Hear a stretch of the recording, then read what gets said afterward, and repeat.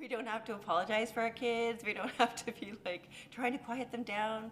We had church this morning and it was just beautiful chaos. Kids walking around and shouting and singing and just being themselves, and it was beautiful. What we've enjoyed the most is the sense of community with other people that have similar struggles but still serve the same God. And I would say the biggest highlight where it really was the first day when we gathered together here in the chapel as a group of moms and dads, just sharing our stories, sharing our testimonies, sharing our struggles, sharing our suffering. But then also everyone had the same theme of looking back to this God that is sovereign over every situation that represents families that are here at this particular retreat.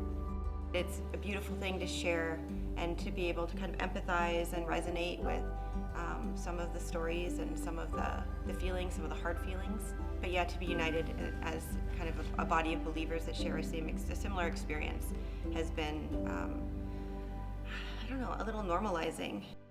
We have felt so loved and cared for. Everything from, like, we got to our room and there was like a basket that had been created for our family. Specifically for our family with specific needs, and it was and a card that was so personal, and it was so it just made us feel so loved and cared for. Just as soon as we walked in our room, that was the first thing we saw. And then Jola, who has been our little guy's buddy for the weekend, he has just been so gracious and so attentive to detail. Like he knew our family. Like I just feel like the Lord just united our hearts right away, and he's been so gracious, and so he has such a servant's heart, and it's just been evident. So we've just felt, I think, continually loved and cared for, and it really is a reflection of the body of Christ. The service that we had this morning was about how Jesus came to serve, and that really is the highlight. Not only Jesus coming to serve, but you see these people that are serving us, that have been made in God's image, that want to follow hard after Jesus, and they're serving us.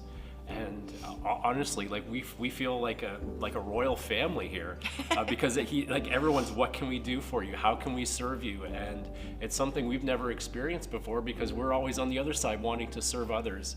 And it really is a beautiful picture of the church coming together, and we really see unity in that. And it's been a huge blessing to our family, and I would say especially to our youngest one that's here, that has really had that one-on-one loving support. We didn't know what to do.